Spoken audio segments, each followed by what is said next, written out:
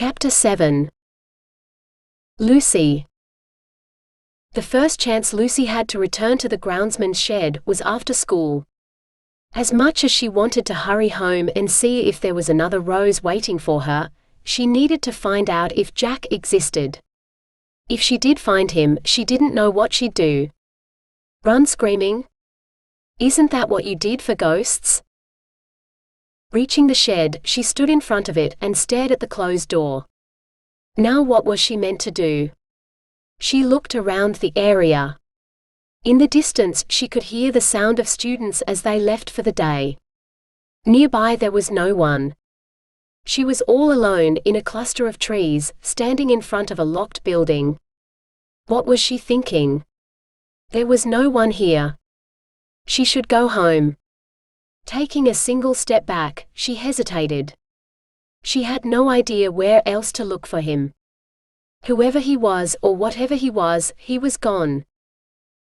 She sighed, one of relief, as she turned away. It looked like she could forget all about him. Jack. The word was little louder than her sigh had been. She opened her mouth to say goodbye and good riddance. Did you figure it out? She almost screamed when she heard Jack speak. Spinning to face him, her hand pressed against her heart, she demanded, "Where did you come from?"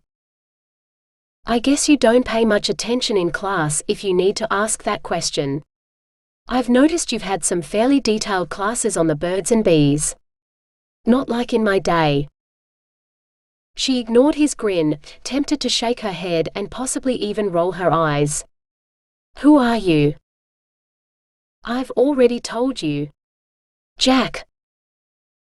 "And who exactly is Jack?" "Look, that isn't important. Tell me what you need help with, so I can get it over and done with." Remembering how he'd walked through Jasmine earlier, she reluctantly took a couple of steps forward and reached out to touch his shoulder. She drew her hand back. He was as solid and warm as her. "How did you do that earlier?" "Do what?" "Don't be so annoying. You know exactly what I mean. How did you walk through Jasmine?" He held out his hand. She stared at it, wanting to back away. "Go on, take it."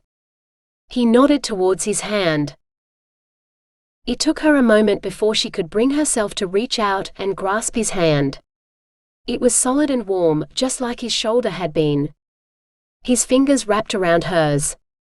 When she tried to tug away from him, his grip tightened. She started to say something, but all of a sudden he was no longer solid and his hand passed through hers. Then he was reaching for her hand as she tried to pull it towards herself.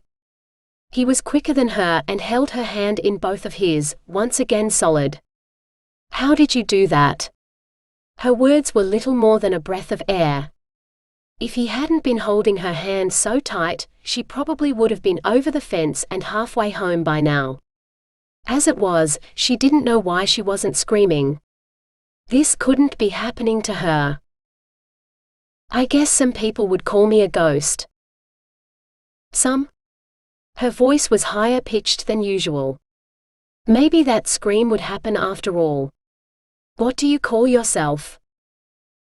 He laughed, a humorless mocking sound. "Damned." She had no idea what to say to that. This time when she tugged on her hand, he let go. She tried desperately to think of something to say, wondering why she wasn't running. But he'd sounded so lost when he'd said the word damned. Maybe he was the one who actually needed help, not her. "Who said I needed help?" He laughed again, the same sound as before. "An angel." "As in wings, robes and a harp?" She didn't even bother trying to keep the disbelief from her voice. A ghost was hard enough to comprehend, but an angel too? No, absolutely not. It wasn't possible. "He's certainly got the wings, but I've never seen any harp. I'd probably be tempted to shove it down his throat if I did." He sounded serious, and once again she wasn't certain what to say. Well, I don't think he knew what he was talking about. Maybe he got me mixed up with someone else. I doubt it. I'm sure he's far too perfect to make a mistake like that. She couldn't miss hearing the bitterness in his voice. I can't think of any problem other than not knowing who's leaving me flowers. But I may have figured that out. I've already said it can't be that. I don't have any other problems. There had to be a way to convince him to get out of her life. She didn't need his help. All he was doing was making her doubt her own sanity. You must do. Lucy started to speak, but stopped when her phone rang. Drawing it out, she smiled when she saw the display read, Tanner. It was odd that he rang not long after she'd been thinking about him. She turned away from Jack before she answered. Hi. He had very good timing.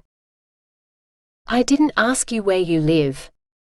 It'll be a bit hard to pick you up and take you to the movies this weekend if I don't know that. Only a couple of streets away. Close enough that I walk home from school. Really? I suppose you've already left. Not exactly. Nearly though. She glared at Jack, who stepped into her view. Do you want a lift? I'm sure. She ignored Jack, who was shaking his head, and told Tanner where to meet her.